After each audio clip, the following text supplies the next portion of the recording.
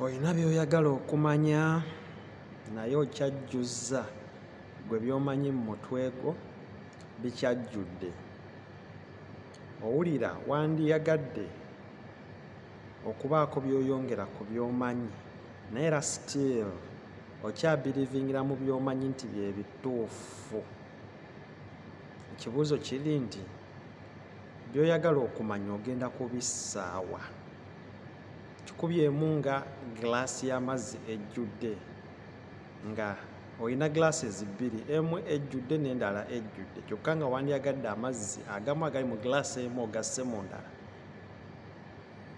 Bw'ogayiwamu eno endala olaba nti nno gaba gagenda kuyiika. Kitegeeza nti eno gy'oba oyagala okuteekamu amazzi sooka ogitooleko, oluvannyuma oddire eno, oddire amazzi agali muno ogatte mu eno already gwa creatingidde space.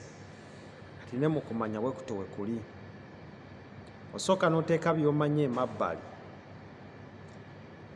n'osooka onoonyereza biki by'otamanyi mu bulamu bwo, n'ocreatinga space mu bwongo bwo oba okubaako nti oconcentratinga okuyiga ekintu ekipya. Then n'onoonya okumanya nga ogatta wali space already w'otadde nti kati simanyi. Gwe buli lwe weekuumira ogamba nti nno mmanyi, kitegeeza tolina bintu bipya by'ogenda kuyingiza. Mwasuzeyo mutya bannaffe abatuwuliriza? Leero tugenda kulaba akakodyo ak'okwongera ku by'okumanya kwo oba akayalinga okumanya, tuyinza okuyita knowledge. Mugenda ne mwebuuza nnyo abantu abasinga okumanya kwabwe bakujja wa? Okumanya kwabwe nga kusufu nnyo, naye nga bo bamanyi basooka kwekuba mu ttooki nti tebalina kye bamanyi. Kati gwe obuzibu buli gy'okoma okubeera nga weetwala nti olina ky'omanyi, ekyo ky'omanyi ky'ojja okukoma nakyo. Atutuuseeko wano alaba ku programs zino, tujja kukusaba osubscribinge, likinga, commentinga, oba oliawo sharinge. So bwe tuddako ono abamanyi ng'era yeetwala nti amanyi, ekyo ky'amanyi kijja mukiipingira awo nga teyeeyongerako. Bagamba nti oba olina ky'oyagala okumanya, sooka oloowalinge ku by'omanyi, then oluvannyuma osooke ofune ebipya by'otamanyi. Oba onoonya okumanya nga waliwo omwogezi yenna abaako ekintu ky'ayagala okukukola okufiidingamu, sooka okisiriikirire, weefuule atamanyi na kiki kyayogerako, then owulirize, oluvannyuma okole ki? Olyoke obeeko ky'omuyigako. Jjukira okumanya okusinga kwonna kuva mu kuwuliriza, nga okuwuliriza kyekyo okufuna ebintu ebipya by'obadde tomanyi, then n'obigatta ku by'obadde omanyi. Then okwogera ennyo wano okwogera tolina bintu bipya by'ofulumya, eva oba oyogera ebyo ebikadde biwamanya edda. So kaakati tosobola kwogera ng'ate wookola ki? Woopiikinga oba woowuliriza oba woomanya. Either osirikawo busirisi n'owuliriza, oba n'oconcentratingisa obwongo bwo okubeera nti bufocusingisa ku kusoma, such that osobole okubeera ng'ekyo ky'osomye okipiikinga n'okizza mu bwongo bwo. Then oluvannyuma omala okitegeera mu lulimi olulwo oluli amatooke, then n'okipasuuwinga n'okyongerako eyo dictionary y'ebyo by'obadde omanyi. Kati then wano kijja kukuyambako okubeera ng'okimasitalinga, okubeera ng'osobola okyogerako n'okidisikasingira omuntu oyo yenna aba yandibadde akyetaaga okukola ki?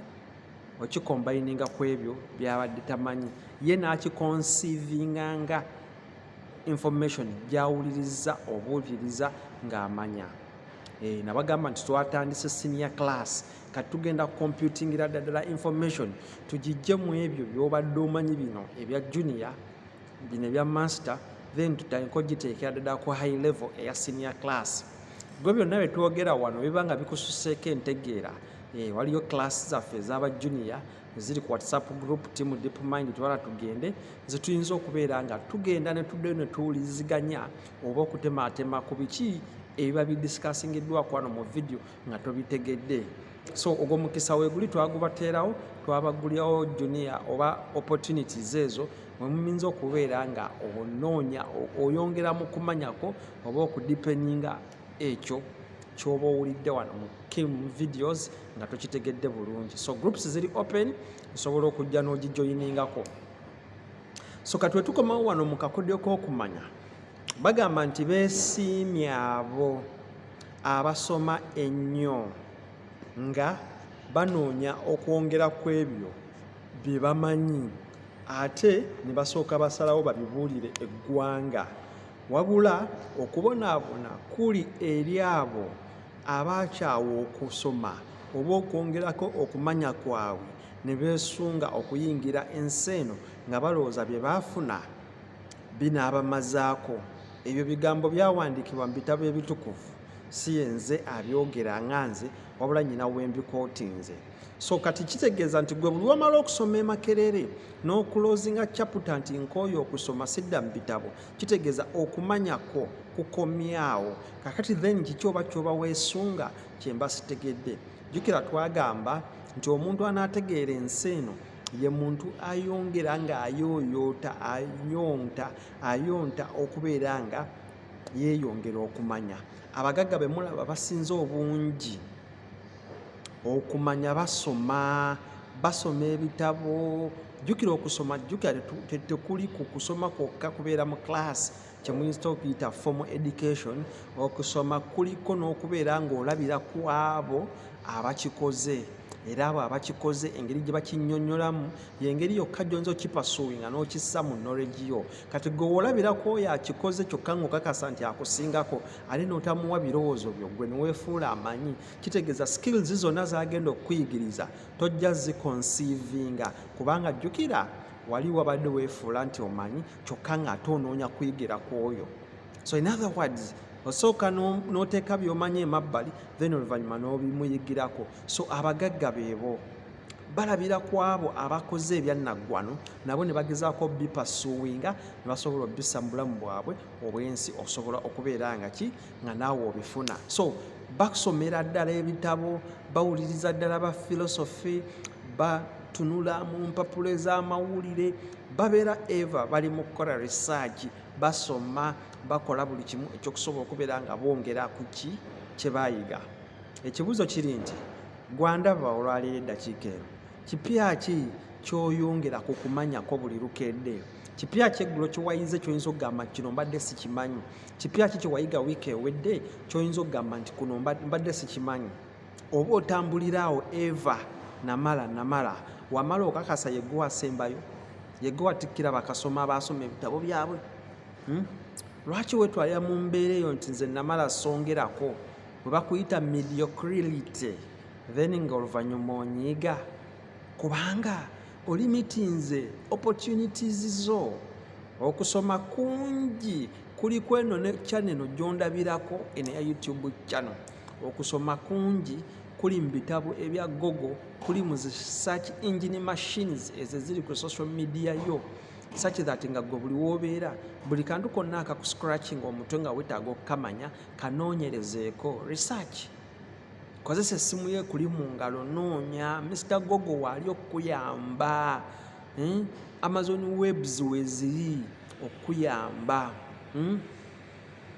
Okitegeera webs nyingi nnyo ezongera okumanyako, naye kigenda ne kikuba enkukwe nti abantu tetwetaaga kumanya wabula twetaaga kulirakisinga bwongo. Obwongo obulirakisinga kiki kyewabukozesezza ennyo ekyabukoyesezza olyoka obulirakisinge?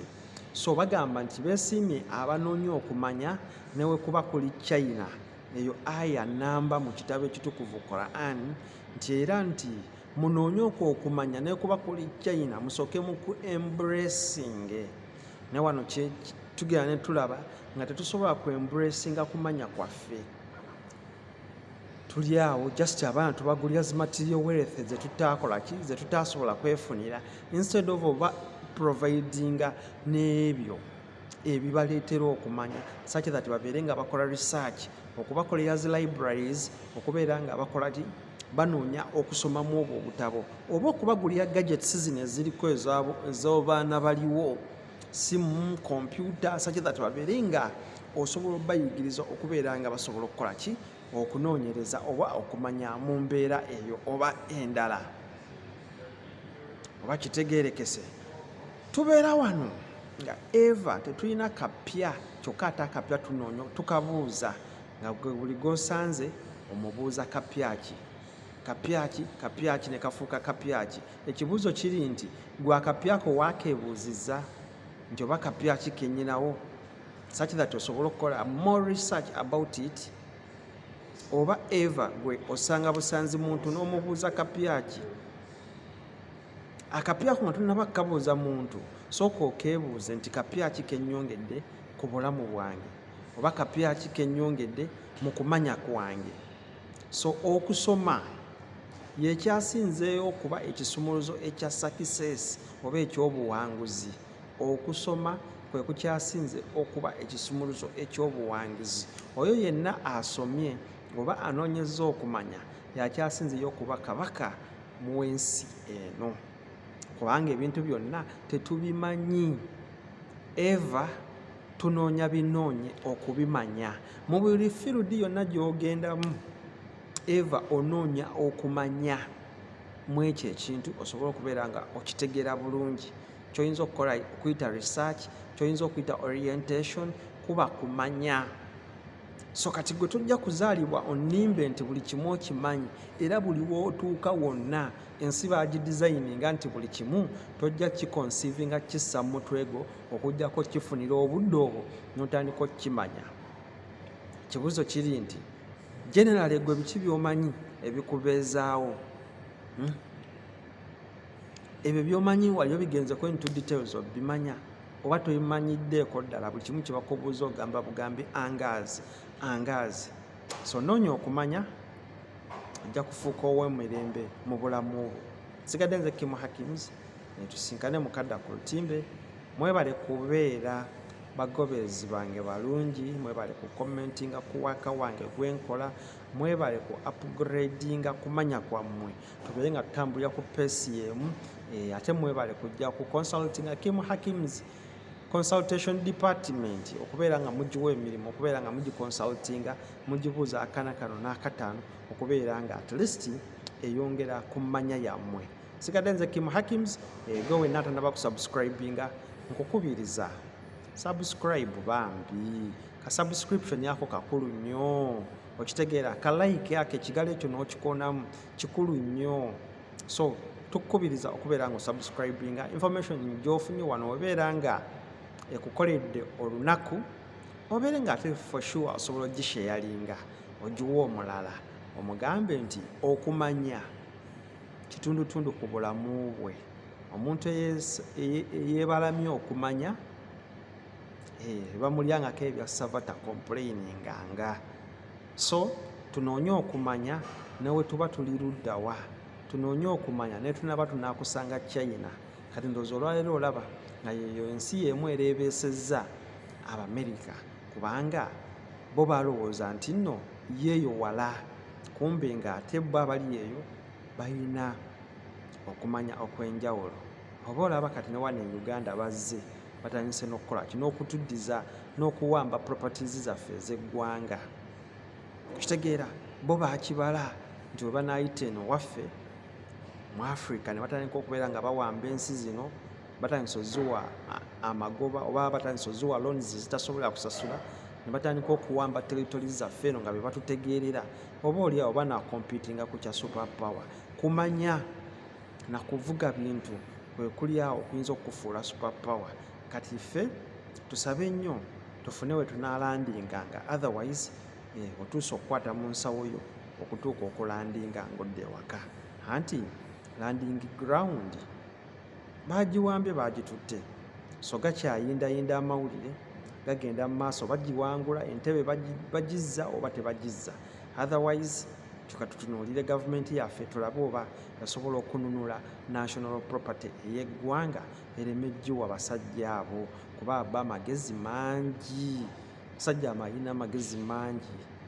Otherwise katusabe nnyo okulaba nti Entebbe International Airport yaffe esigala nga airport ya ggwanga so singa etambulira mu mikono egyo. Sigadde nze Kim Hakims, tusinkane mu Kadda ku Lutimbe, mbaagala nnyo. See you, bye bye.